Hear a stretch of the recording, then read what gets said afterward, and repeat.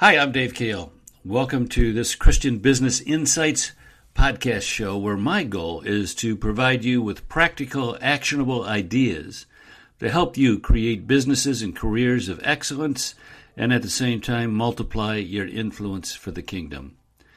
I have been a Christian in business for over 30 years, and I have personally and contractually consulted with over 500 different sales organizations. So in these podcasts, I combine the lessons that I have learned with an out-of-the-box experience and perspective on Christianity that you will find challenging. And we put that together to provide you with practical insights and ideas that you can use to live better and lead better. Welcome to the journey.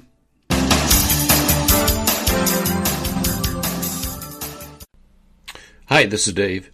You know, when we're confronted with a problem, our knee-jerk reaction is to try to fix it. And I'm not talking about common day-to-day problems, like a faucet begins to leak or we run out of milk, those kinds of things. But rather, I'm talking about significant business and career issues. Problems that have a significant impact on our business and our careers. So, for example, our basic software system keeps crashing. That's a business issue. Or we lose a key employee. That's another significant business issue. Or a key vendor closes their doors, or our boss is replaced by someone who just rubs us the wrong way. That's the kind of thing I'm talking about. Significant personal, business, or career problems.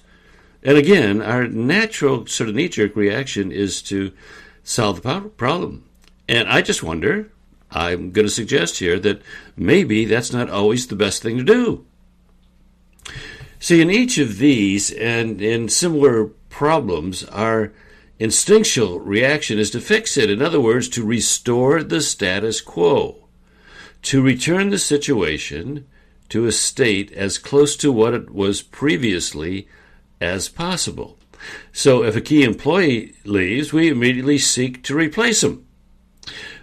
But what if there were a more effective approach to the situation?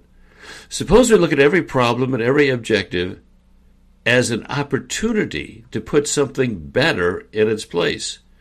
To simply replace a person, a policy, a procedure, or a bit of hardware or software that was acquired years ago, that may have been okay some time ago, but today, in our rapidly changing world, if we just return something to the status quo, it misses an opportunity to make a strategic improvement.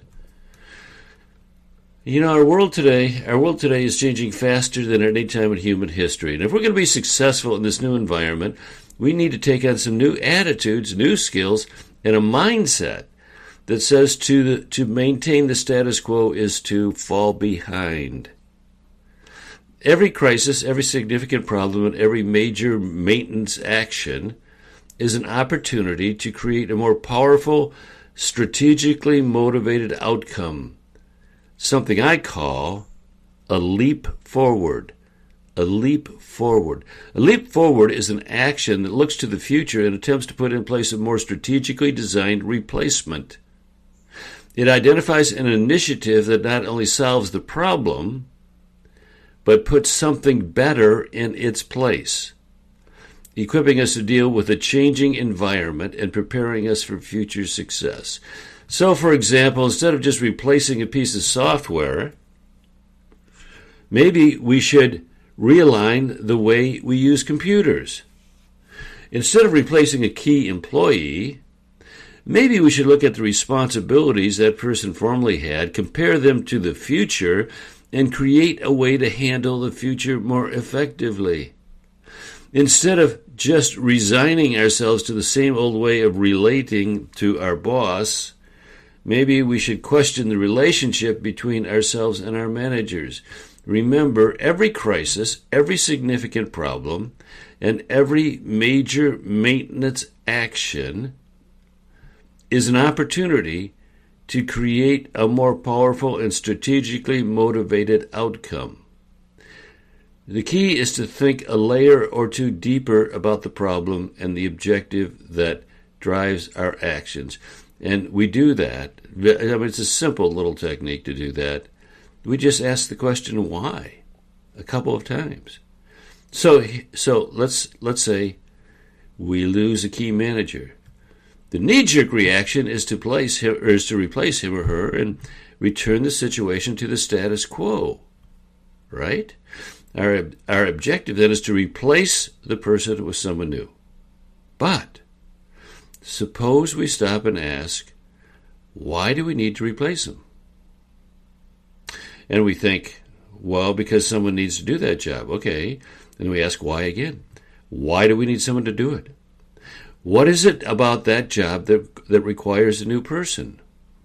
And let's say we study the responsibilities and discover that half of the person's time was spent doing things that felt good to him or her, but weren't really necessary.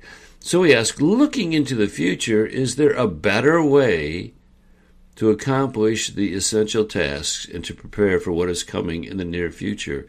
That's always, man, remember that question. That's always a good question. Looking into the future, is there a better way to accomplish the essential tasks and to prepare for what is coming in the near future? So, and we answer that, our objective now becomes this. We're going to develop the best way to handle certain current and future tasks.